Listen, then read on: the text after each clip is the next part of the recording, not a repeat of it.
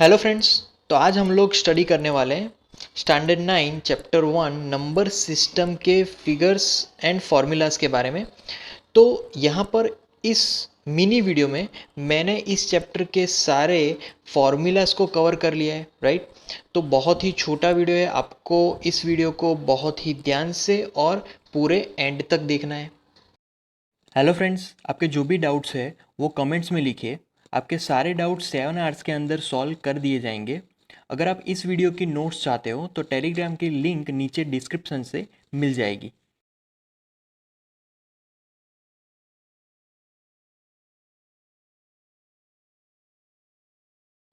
तो अब हम लोग स्टार्ट करने वाले हैं पहले इम्पोर्टेंट पॉइंट से।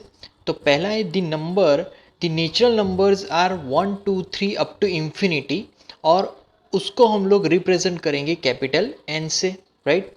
अगर नेचुरल नंबर में ज़ीरो ऐड हो जाए, मतलब कि 0 1 2 अप टिल इंफिनिटी, तो वो सारे नंबर्स को सेट नाम दिया गया है होल नंबर्स, और उसको हम लोग रिप्रेजेंट करेंगे बाय कैपिटल डब्ल्यू से, राइट। ओके, अगर हम लोग ये जो होल नंबर्स है उसमें सारे नेगेटिव नंबर्स भी ऐड कर दे till infinity, right.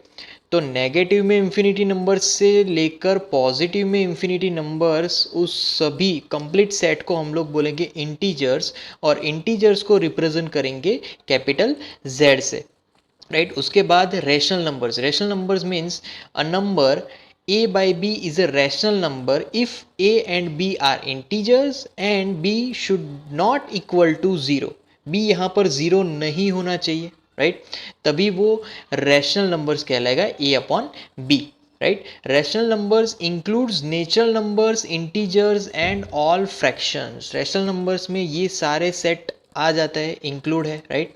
The collection of rational numbers is denoted by capital Q. Rational numbers के सेट को हम लोग कैपिटल क्यू से रिप्रेजेंट करेंगे, right. There are an infinite number of rational numbers between any two given rational numbers.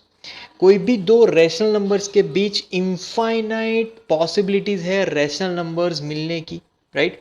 Okay, फिर उसके बाद यहाँ पर है let x and y be rational numbers. मान लीजिए कि एक्स एंड वाई दो रैशनल नंबर्स है, और यहाँ पर हम लोग फाइंड करना चाहते हैं कि एक्स और वाई के बीच दूसरा कौन सा रैशनल नंबर है। तो बेसिकली हमें क्या करना है, x plus y by two.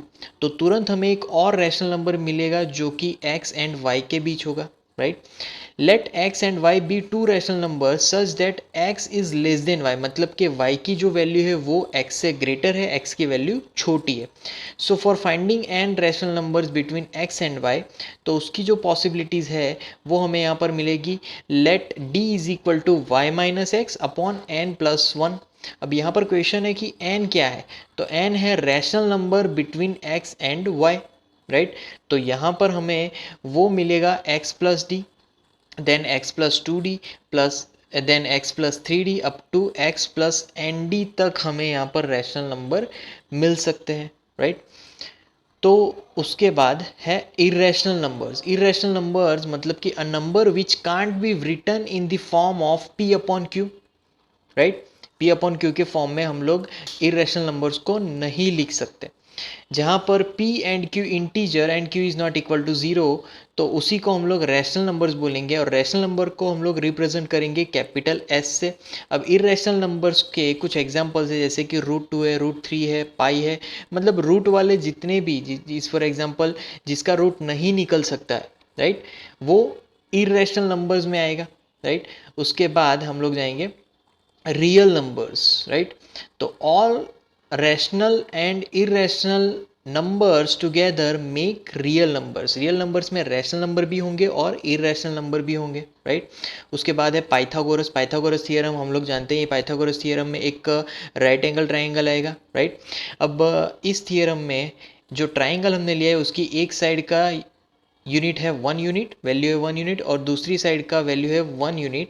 तो तीसरी साइड की लेंथ हमें फाइंड करनी है, राइट।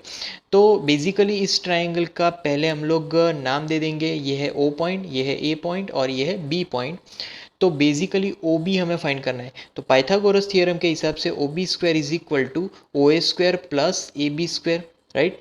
कोई भी एक साइड अगर हाइपोटेनियस हमें फाइंड करना है तो दो साइड्स के स्क्वायर का एडिशन, तो तीसरी साइड का मतलब कि हाइपोटेनियस का स्क्वायर मिलेगा, राइट। अब यहाँ पर ओ ए कितना 1 unit, O A B 1 unit, 1 square plus 1 square 1 plus 1, तो यहाँ पर आंसर 2 हो जाएगा। तो ओवरऑल हमारा आंसर क्या होगा, O B is equal to √2, right. तो इस तरीके से हम लोग हाइपोटेनियस फाइंड कर सकते हैं। उसके बाद है the decimal representation of rational numbers.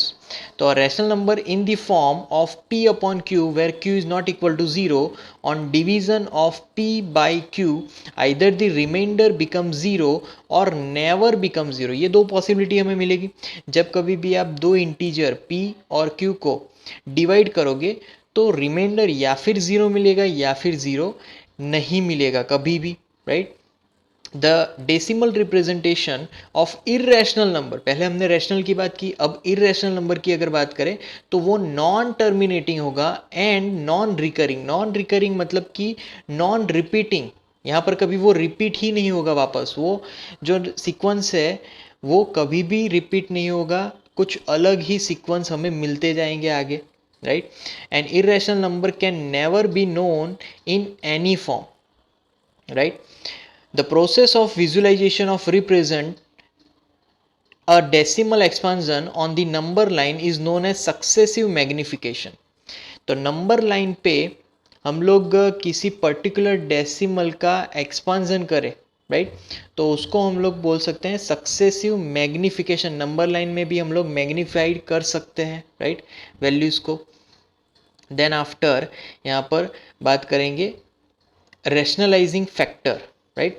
Rationalising factor, तो if a and b are integers, तो a plus root B and a minus root B are rationalising factor of each other, ये हम लोग बोल सकते हैं, राइट।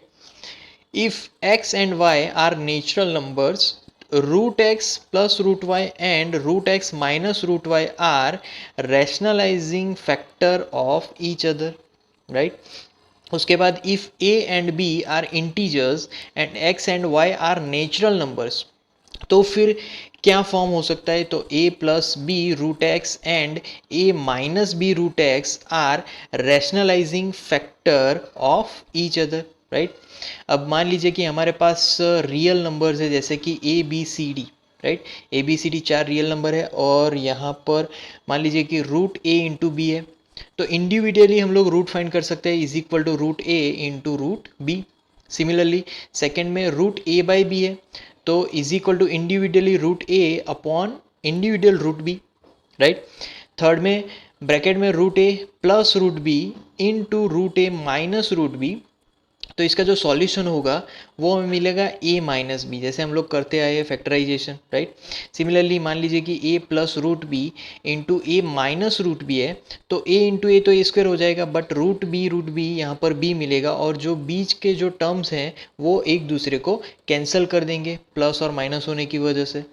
फिर अगले फॉर्म में root A plus root B into root C plus root D is equal to root A C plus root A D plus root B C plus root B D, right. हमने क्या किया, दो अलग अलग brackets को यहाँ पर multiply किया।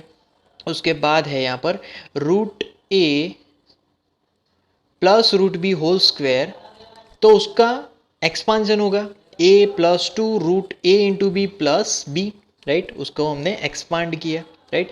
उसके बाद if a is greater than 0 and b is greater than 0 and they are real numbers, similarly m and n are rational numbers, तो यहाँ पर कुछ फॉर्म्स है वो हम लोग यहाँ पर स्टडी कर सकते हैं। जैसे कि पहला फॉर्म है a raise to m into A raise to n, तो यहाँ पर बेस सेम है तब पावर्स का समेशन होगा। सिमिलरली सेकेंड इक्वेशन में a raise to m upon A raise to n है, बेस सेम है बट यहाँ पर डिवीजन होने की वजह से पावर्स का सब्ट्रैक्शन होगा। थर्ड में a raise to m raise to n, right, तो यहाँ पर पावर ऑफ पावर का मल्टीप्लिकेशन हो जाएगा। उसके बाद a raise to m into B raise to m, तो यहाँ पर जो बेस है वो सेम नहीं है बट पावर सेम है, तो बेस का डायरेक्ट मल्टीप्लिकेशन कर सकते हैं whole raise to that power, right.